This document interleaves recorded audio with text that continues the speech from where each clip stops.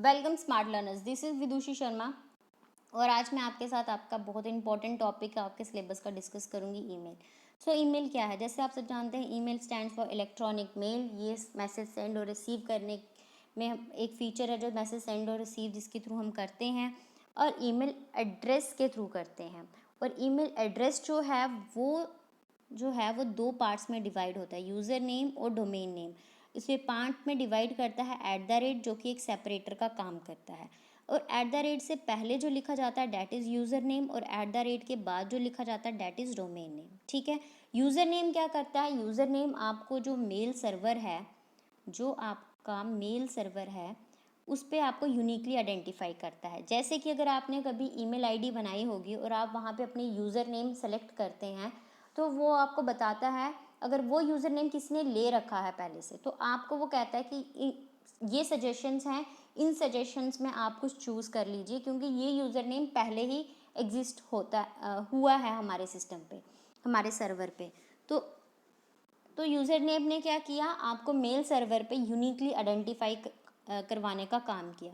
फिर उसके बाद डोमेन नेम क्या होता है? डोमेन मैंने आपको अपनी पिछली वीडियोस में पढ़ाया है, इधर मैं आपके साथ डिस्कस कर लेती हूँ कि डोमेन नेम में .com जो है वो है हमारा टॉप लेवल डोमेन, और जीमेल जो है वो है, जो मेल सर्वर है हमारा, वो है सब डोमेन। अब ये टॉप लेवल डोमेन और सब डोमेन क्या होते हैं? सबसे पहले जो हमारा डोमेन नेम सिस्टम है, जो डोमेन नेम सिस्टम है, इसमें आते हैं हमारे जेनरिक डोमेन्स जिन्हें टॉप लेवल डोमेन्स कहा जाता है। जेनरिक डोमेन्स क्या होते हैं? जेनरिक डोमेन्स ये बताते हैं कि ये जो वेबसाइट है ये किस पर्पस के लिए बनाई गई है। ठीक है, इस वेबसाइट को किस लिए यूज़ किया जाएगा। जैसे .com है यहाँ पे, तो .com stands for commercial domains. ये जो वेबसाइट है ये कमर्शियल पर्पस के लिए यूज़ की जाएगी। वैसे ही कुछ साइट्स के लास्ट में लिखा जाता है edu, यानी कि ये एजुकेशन के पर्पस के लिए वेबसाइट बनाई गई है। .gov गवर्नमेंट की वेबसाइट है। .mil मिलिट्री पर्पस की वेबसाइट है, या फिर .org ऑर्गेनाइजेशन की वेबसाइट है। तो इस तरह जेनरिक डोमेन्स ये बताते हैं कि ये वेबसाइट जो है वो किस लिए बनाई गई है। तो ये आगे हमारे टॉप लेवल डोमेन्स। ठीक है। अब उसके बाद आते हैं हमारे कंट्री डोमेन्स ये बताते हैं कि ये जो वेबसाइट है ये किस कंट्री की है। जैसे कि आपने देखा होगा इंडिया की वेबसाइट्स पे लास्ट में लिखा होता है .in, यानी कि इंडिया की वेबसाइट है। वैसे ही कोई यूके की वेबसाइट होगी तो उसके लास्ट में लिखा होगा .uk। तो ये कंट्री को आइडेंटिफाई करवाते हैं। फिर उसके बाद आते हैं हमारे सेकेंडरी और सब डोमेन्स। अब सब डोमेन्स क्या हो गए कि जैसे .com है, .com जो है एक कमर्शियल डोमेन है। तो इस कमर्शियल डोमेन के अंदर बहुत सारे और भी तो कमर्शियल वेबसाइट्स होंगी, जैसे जीमेल है, याहू गूगल, रेडिफ, हॉटमेल, और भी बहुत सारी कमर्शियल वेबसाइट्स होंगी। तो ये आ गया हमारा .com, क्या आ गया हमारा टॉप लेवल डोमेन। ये टॉप लेवल डोमेन के अंदर बहुत सारी वेबसाइट जो हैं कमर्शियल पर्पस के लिए इस्तेमाल की जा रही हैं, तो वो आ गई हमारी सब डोमेन्स। यही मैंने आपको यहाँ बताया है कि ये आ गया हमारा टॉप लेवल डोमेन। अब ये टॉप लेवल डोमेन के अंदर जो मेल सर्वर है वो जीमेल का है, सब डोमेन, और इस सब डोमेन में ये यूज़र आईडी बनाई गई है। ठीक है। तो इस तरह हमारा ईमेल एड्रेस जो है वो कंपोज किया जाता है, बनाया जाता है, जनरेट किया जाता है। फिर उसके बाद जो है ईमेल का स्ट्रक्चर। ईमेल का जो स्ट्रक्चर है वो किस तरह का होता है? तो आप सब जानते हैं कि सबसे पहले टू पे आप जिसे मैसेज भेजना है उसका एड्रेस डालते हैं, फ्रॉम में अपना, फिर आप अपना एक सब्जेक्ट डालते हैं, मतलब कि टाइटल डालते हैं, फिर आप ग्रीटिंग्स देते हैं, हाय सर, डियर, फिर आप अपना मैसेज कंपोज करते हैं और फिर सेंड कर देते हैं। इस तरह एक ईमेल का फॉर्मेट और स्ट्रक्चर जो है वो फॉलो किया जाता है। बट इसमें जो आपने to, from, date, subject, CC में अगर किसी रखा है और यहाँ बीसीसी में किसी को रखा है, तो ये सारे फीचर जो हैं वो ईमेल हेडर के अंदर आते हैं। ठीक है, इसके बाद आप अपना ग्रीटिंग्स लिखते हैं, फिर आप टेक्स्ट लिखते हैं और लास्ट में आप सिग्नेचर करते हैं अपने, कोई डिजिटल सिग्नेचर अगर आप करते हैं, thanks and regards digital signature, और फिर आप अपना मैसेज को सेंड कर देते हैं। ठीक है, तो ये एक ईमेल का प्रॉपर स्ट्रक्चर फॉलो किया जाता है। अब इसमें एक फीचर है सीसी और बीसीसी, तो शायद पूछा जा सके, कोई एमसीक्यू इसमें से आ जाए, तो इसे डिस्कस कर लेते हैं। तो CC stands for carbon copy. Carbon copy का मतलब ये है कि सीसी में उन लोगों को रखा जाता है, यानी कि यहाँ पे सेंडर होता है और रिसीवर होता है। ठीक है, और यहाँ पे सीसी में किसे रखा जाता है, तो सीसी में उन लोगों को रखा जाता है जो इंटेंटेड रेसिपिटेंट नहीं है, जो इंटेंटेड रेसिपिटेंट नहीं है। ठीक है, बट फिर भी उन्हें इन्फॉर्म करना ज़रूरी है, इसलिए उन्हें सीसी में रखा जाता है। ठीक है, इंटेंटेड रेसिपिटेंट वो नहीं है, बट उन्हें इन्फॉर्म करने के लिए कि कन्वर्सेशन क्या चल रही है, उन्हें इन्फॉर्मेशन देने के लिए सीसी में रखा जाता है।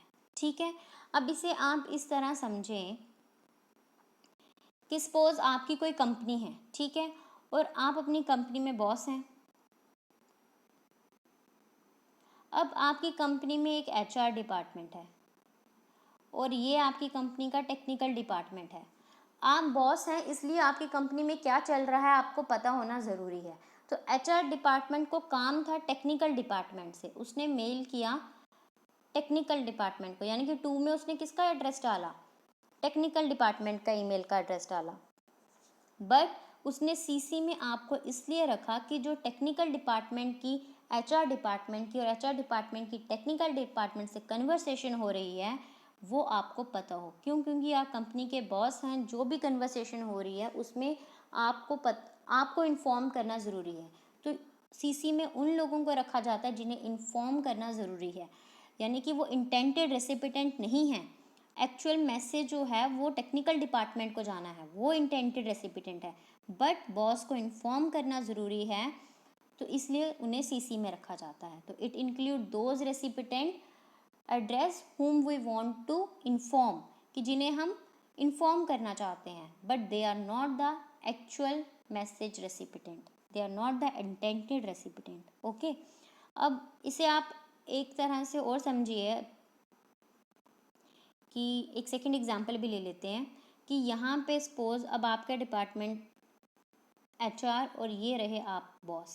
ठीक है, आपने अपने एचआर डिपार्टमेंट के एक एम्प्लॉय को काम दिया कि इंटरव्यू के लिए कैंडिडेट्स को इनवाइट करो। तो आपने एचआर डिपार्टमेंट को मेल किया। अब एचआर डिपार्टमेंट ने जब काम बताना है कि मैंने ये काम कर दिया, मैंने इन लोगों को मेल कर दी, तो उसने क्या किया, सीसी में सारे कैंडिडेट्स की लिस्ट रख दी। यानी कि उसने एक मैसेज कंपोज किया जिसमें उसने इंटेंटेड रेसिपिटेंट रखा बॉस को और सीसी में सारे कैंडिडेट्स को रख दिया। अब बॉस को पता चल गया कि एचआर ने इन सारे कैंडिडेट्स को इनवाइट कर दिया है। ठीक है, तो सीसी में उसने एक लिस्ट मेंटेन कर ली। जैसे कि आप लोगों को बहुत बार कोई इंटरव्यू की जब कॉल आती है तो सीसी में बहुत सारे ईमेल एड्रेस रखे जाते हैं। तो वो किस पर्पस से रखे जाते हैं कि आप लोगों को कन्वर्सेशन का पार्ट इसलिए बनाया जाता है कि आपको इन्फॉर्म कर दिया जाए कि ये मैसेज जो है, जो एक जर्नल मैसेज आप सब पढ़ रहे हो, वो इंटरव्यू का है और आप लोगों को इस डेट एंड टाइम पे आना है। ठीक है, और इसलिए सीसी बनाया जाता है, इसलिए सीसी की एक लिस्ट बनाई जाती है। अब बीसीसी क्या होता है, ब्लाइंड कार्बन कॉपी क्या होता है कि यहाँ पे सीसी में क्या था कि जितनी भी ईमेल आईडीज़ थी ना वो सब देख सकते थे। जैसे अगर आपको इंटरव्यू के लिए कोई कॉल आती है तो आपको पता है कि यहाँ पे और किस किस को मैसेज गया है। ठीक है, बट बीसीसी में आप किस किस को मैसेज गया है वो नहीं देख सकते, आप सिर्फ अपनी ईमेल आईडी देख सकते हैं और किसी की ईमेल आईडी को चेक नहीं कर सकते। तो ब्लाइंड कार्बन कॉपी मीन्स कि एक सीक्रेट मैसेज जो है, एक सीक्रेट और एक प्राइवेसी मेंटेन की जाती है, बाकी यूज़र्स जो हैं वो हाइड कर लिए जाते हैं। तो this is blind carbon copy. I hope आपको समझ आ रहा हो। अगर नहीं समझ आ रहा तो आप कमेंट सेक्शन पे लिख के बता सकते हैं, मैं आपको कमेंट सेक्शन पे आपके साथ फिर से डिस्कस कर दूँगी।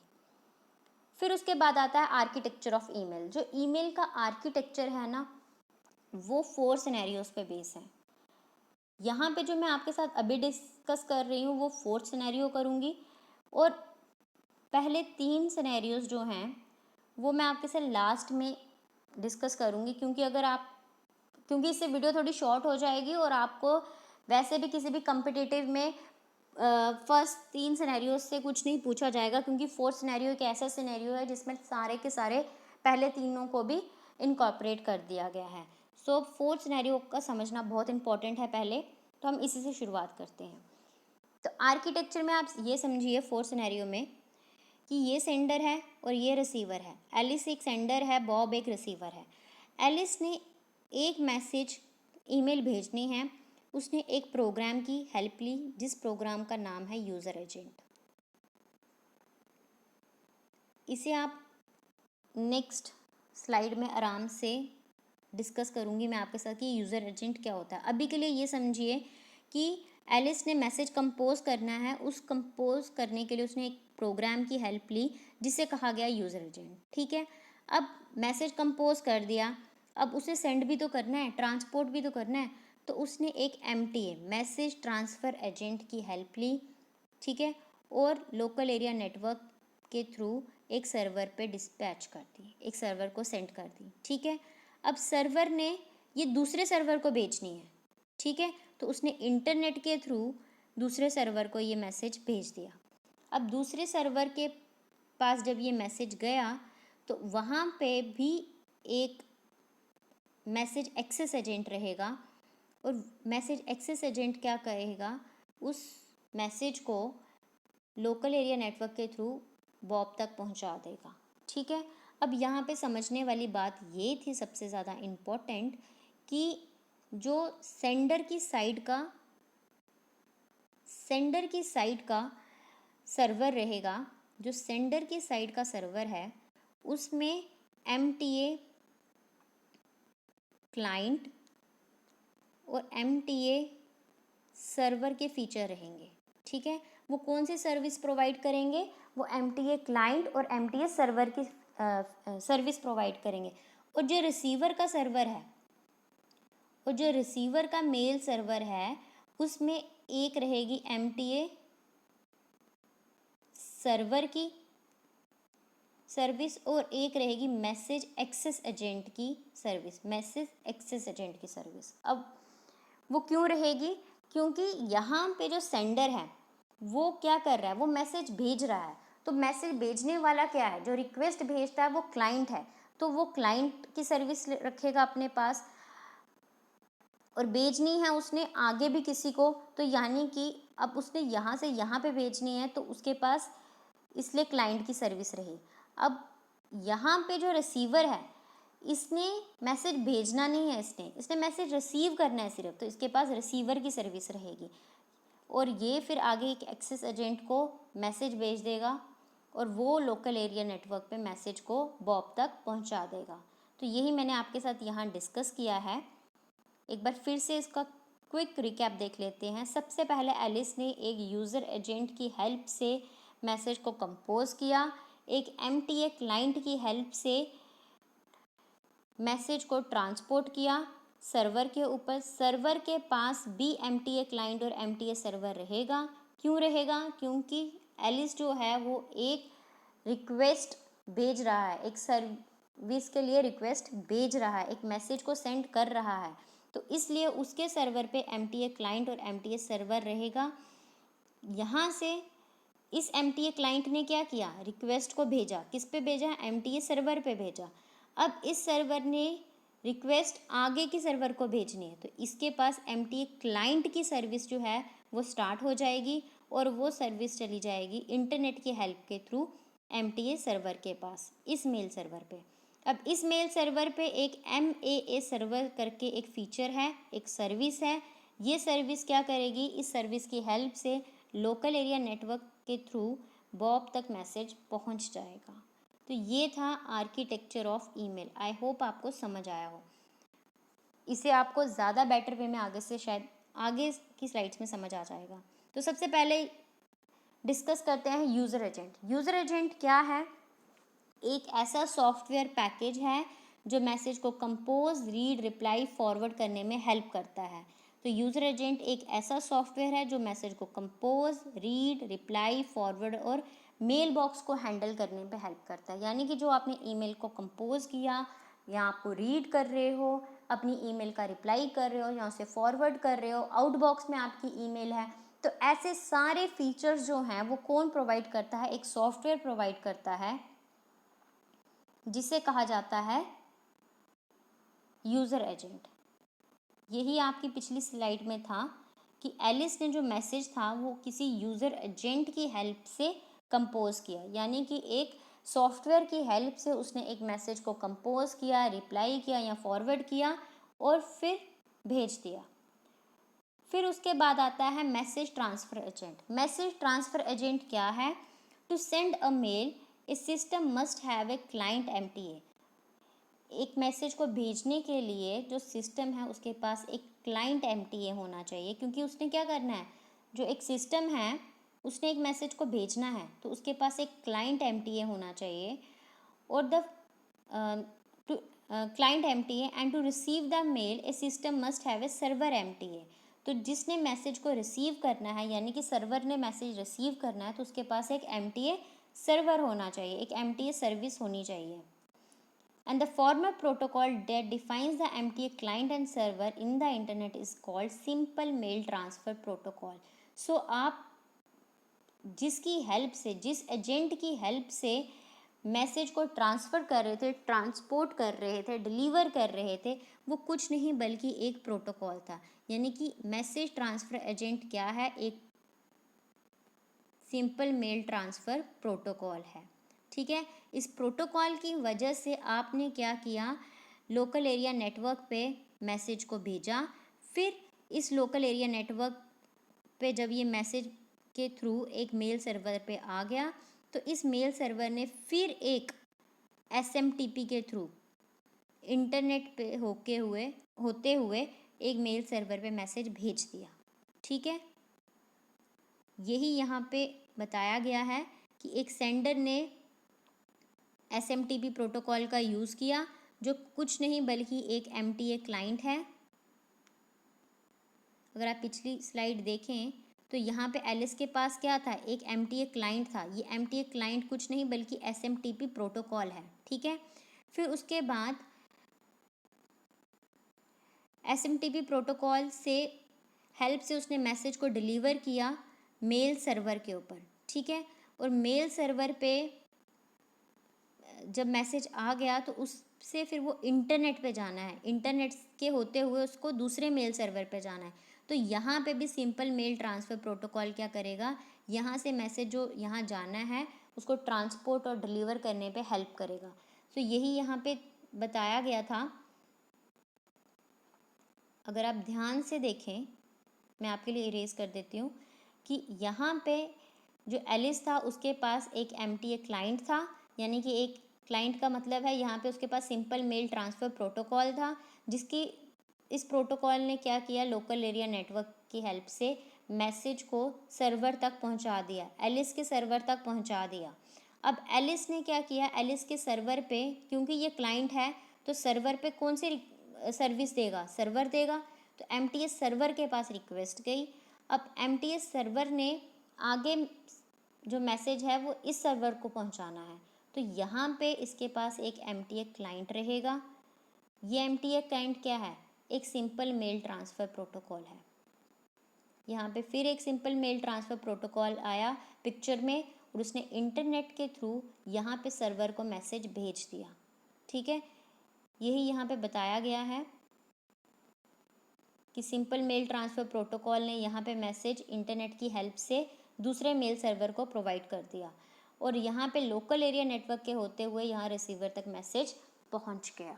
ठीक है, तो ये था आपका मैसेज ट्रांसफ़र एजेंट। अब उसके बाद आते हैं मैसेज एक्सेस एजेंट। अब मैसेज एक्सेस एजेंट क्या था? मैंने आपको बताया पिछली स्लाइड में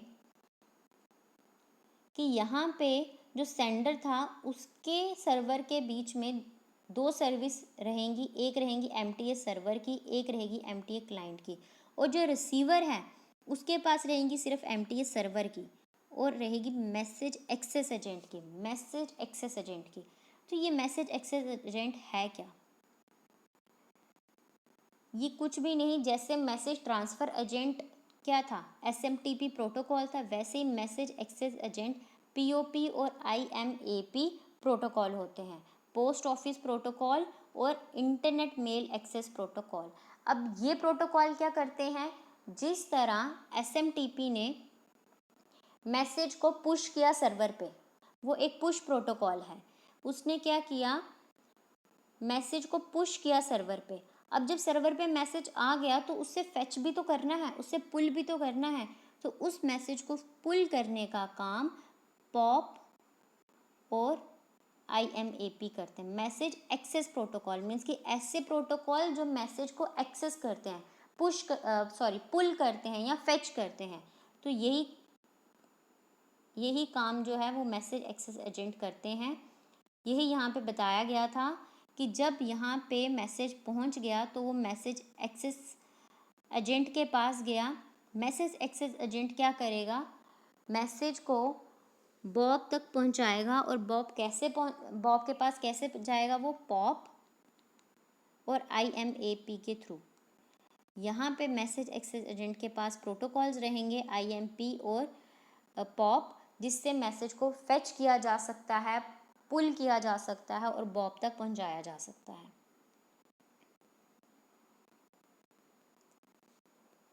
So SMTP is not involved in the third stage. The first and the second stage of message delivery is SMTP. पहला और दूसरे स्टेज पे किसने काम किया है? SMTP ने, जब मैसेज को पहुंचाना था। However, the SMTP is not involved in third stage. Third stage पे SMTP का कोई काम नहीं, because SMTP is a push protocol. ये क्या करता है, मैसेज को पुश करता है सर्वर पे।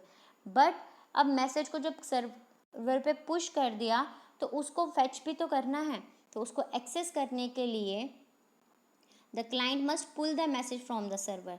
तो क्लाइंट ने जब मैसेज को पुल करना है तो उसके लिए पॉप का यूज़ किया जाता है, मैसेज एक्सेस एजेंट का यूज़ किया जाता है। ये देखिए यहाँ पे SMTP आ गया, यहाँ पे एक यूज़र एजेंट होगा जिसकी हेल्प से मैसेज कंपोज किया गया, SMTP की हेल्प से मैसेज को यहाँ पहुँचाया गया, फिर SMTP की हेल्प से मैसेज को यहाँ से यहाँ पहुँचाया गया, फिर यहाँ पे पॉप और IMP की हेल्प से मैसेज को यहाँ पहुँचाया गया। ठीक है, तो इस तरह से जो है इंटरनेट काम करता है। In POP the mail can only, अब यहाँ पे जो पॉप और IMP दो प्रोटोकॉल्स हैं, अब इनके बीच में कुछ तो डिफरेंस होगा। अब वो डिफरेंस क्या है कि पॉप प्रोटोकॉल तभी इस्तेमाल किया जाता है जो अब आप अपना ईमेल अकाउंट जो है वो पर्टिकुलर सिस्टम पे ही यूज़ करते हैं, यानी कि एक पर्टिकुलर पीसी से ही आप अपना जो है अकाउंट एक्सेस कर रहे हैं, तो आप पॉप का इस्तेमाल कर रहे हैं। पर अगर आप अपने ईमेल आईडी को, अपने ईमेल अकाउंट को मल्टीपल सिस्टम्स पे इस्तेमाल कर रहे हैं, यानी कि आपने ईमेल अपनी लैपटॉप पे भी ओपन की है, किसी मोबाइल फ़ोन पे ओपन की है, तो अगर आप उस वेब ब्राउज़र पे ओपन किए, तो अगर आप उसको मल्टीपल प्लेटफॉर्म पे इस्तेमाल कर रहे हैं तो आप IMAP की सर्विस ले रहे हैं। पर अगर आप उसको डेडिकेटेड एक ही सिस्टम पे यूज़ कर रहे हैं, वहाँ पे आपने सर्विस इंस्टॉल करके रखी है ईमेल की और वहीं से आप हमेशा अपनी ईमेल को फेच करते हैं, तो आप पॉप की सर्विस लेते हैं। तो ये एक डिफरेंस रहता है। अब पॉप में क्या रहता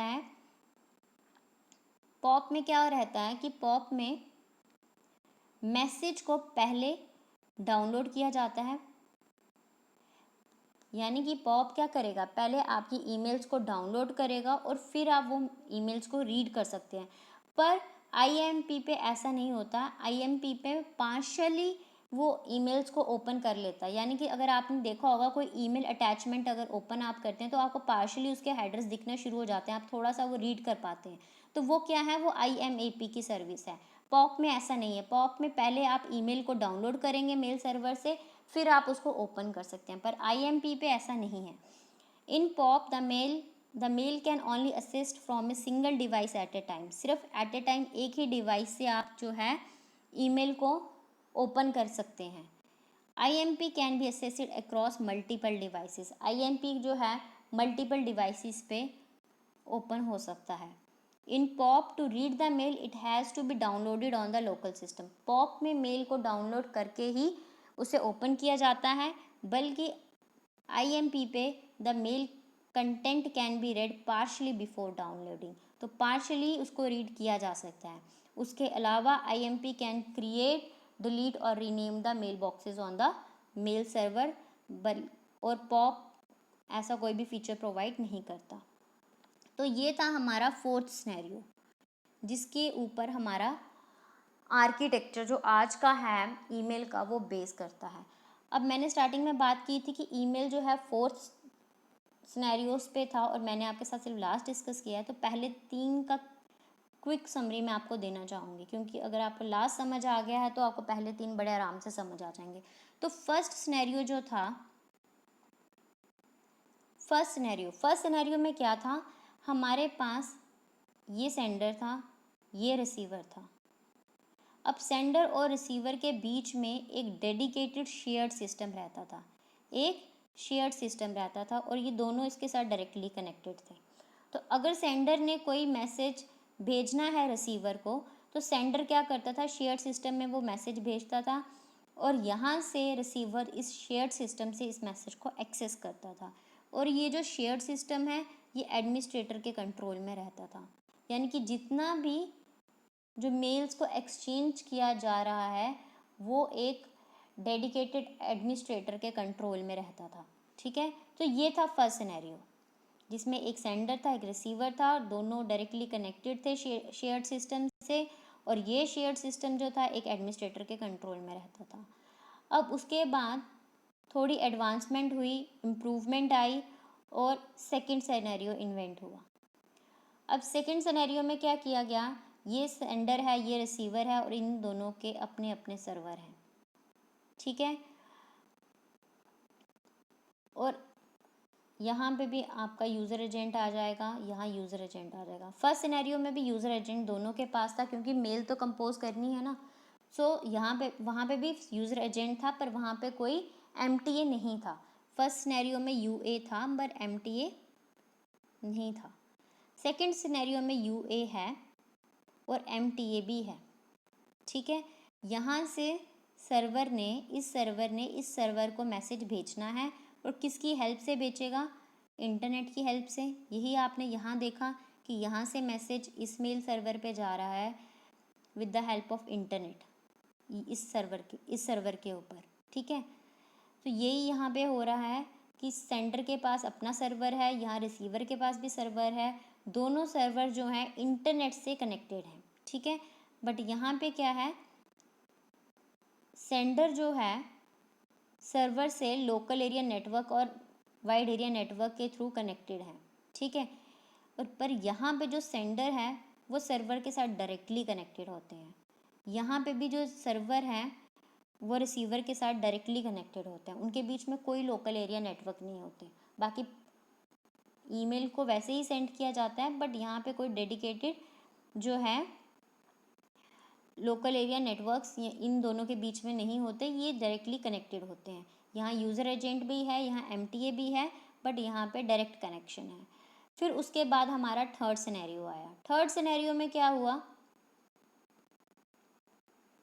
ये सेंडर, ये रिसीवर, ये इन दोनों के डेडिकेटेड सर्वर, बट यहाँ पे क्या हुआ कि जो सेंडर था वो सर्वर से लोकल एरिया नेटवर्क के थ्रू कनेक्ट हुआ। ठीक है, बट जो रिसीवर था वो डायरेक्टली कनेक्टेड हुआ सर्वर के साथ। तो ये एक सिनेरियो था जो थर्ड में आया। और फोर्थ में क्या आया, इसी को इनकॉर्पोरेट करके फोर्थ लास्ट सिनेरियो बनाया गया, जिसमें रिसीवर को भी सर्वर के थ्रू लोकल एरिया नेटवर्क या वाइड एरिया नेटवर्क के थ्रू कनेक्ट किया गया। तो ये था फोर्थ सिनेरियो। आई होप आपको समझ आया होगा। अब इसके अलावा जो है ईमेल में क्या पूछा जा सकता है, कि ईमेल को सिक्योर किन किन प्रोटोकॉल्स के थ्रू किया जाता है। तो ईमेल को सिक्योर करने के लिए जो प्रोटोकॉल्स यूज़ किए जाते हैं उनमें से हैं PGP, pretty good privacy, pretty good privacy. उसके अलावा यूज़ किया जाता है SSL, secure socket layer, secure socket layer. इसके अलावा यूज़ किया जाता है एसएसएल, टीएलएस भी यूज़ किया जाता है, transport layer service, I guess transport layer service या ट्रांसपोर्ट लेयर, सॉरी सर्विस नहीं, ट्रांसपोर्ट लेयर सिक्योरिटी। सो मैं लिख देती हूँ यहाँ पे। So TLS stands for transport layer security, TLS। So email को सिक्योर करने के लिए हमारे पास बहुत सारे प्रोटोकॉल्स रहते हैं, जैसे एक मैंने आपको बताया पीजीपी, प्रिटी गुड प्राइवेसी, फिर आ गया आपके पास TLS transport layer security, SSL secure socket layer security. अब इसके अलावा और भी प्रोटोकॉल्स जो हैं वो हमारे ईमेल्स में यूज़ किए जाते हैं। कुछ सप्लीमेंट्री प्रोटोकॉल्स यूज़ किए जाते हैं, मतलब कुछ एडिशनल प्रोटोकॉल्स, जैसे MIME, मैसेज इंटरचेंज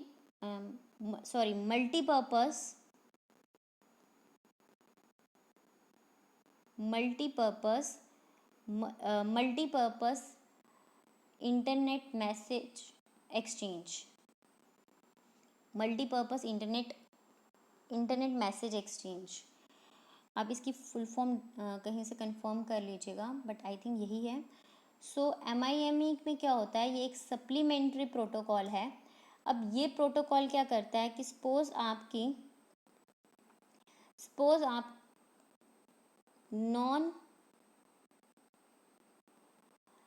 आप कोई नॉन टेक्स्ट डेटा जो है ईमेल के थ्रू भेजते हैं, जैसे कि आजकल हम ईमेल पे सिर्फ और सिर्फ टेक्स्ट डेटा नहीं भेजते, हम ईमेल पे ऑडियो भेज रहे हैं, हम ईमेल्स के थ्रू इमेजेस भेजते हैं, हम ईमेल पे कोई वीडियो भेज रहे हैं। तो ईमेल पे सिर्फ टेक्स्ट डेटा नहीं जाता, बल्कि और भी बहुत सारे तरह का हम डेटा जो है ईमेल्स पे भेजते हैं। तो इन सारे डेटास को जो सपोर्ट है वो MIM करता है, multipurpose internet mail extension, sorry not exchange, extension, multipurpose internet mail extension, not exchange. So multipurpose internet mail extension ये एक ऐसा प्रोटोकॉल है जिसकी हेल्प से आप अगर टेक्स्ट के अलावा भी कोई डेटा अपनी ईमेल से सेंड कर रहे हैं, जैसे कोई इमेज, वीडियो, कोई ऑडियो, तो आप इस प्रोटोकॉल की हेल्प से कर सकते हैं। और अगर आपको डेफिनेशन में पूछा जाए तो वहाँ पे आ सकता है कि एस्काई टू नॉन एस्काई और वाइसी वर्सा का प्रोसीजर जो है वो ये सपोर्ट करते हैं। मतलब ये है कि एस्काई क्या होता है, ASCII means American standard code information exchange. तो ये एक हमारा एक ऐसा स्टैंडर्ड है, एक ऐसा कोड है जो टेक्स्ट फॉर्मेट को सपोर्ट करता है। हमारे टेक्स्ट फॉर्मेट को एस्काई कोड सपोर्ट करता है। तो एस्काई के अलावा मीन्स नॉन एस्काई, अगर आपको टेक्स्ट के अलावा कुछ और भेजना है या वाइसी वर्सा कन्वर्जन करनी है, तो इस कन्वर्जन को आप MIME प्रोटोकॉल के हेल्प से कर सकते हैं।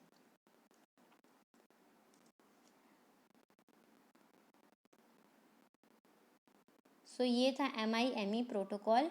इससे ज़्यादा अगर आपको लगता है कुछ और भी मैंने मिस आउट कर दिया है और इम्पॉर्टेंट है, तो आप कमेंट सेक्शन में लिख सकते हैं, मैं आपके साथ ज़रूर डिस्कस करूँगी। तो ये था ईमेल के ऊपर एक इम्पॉर्टेंट वीडियो। आई होप ये आपके काम आए. So thank you so much. Share and subscribe our channel. Thank you so much.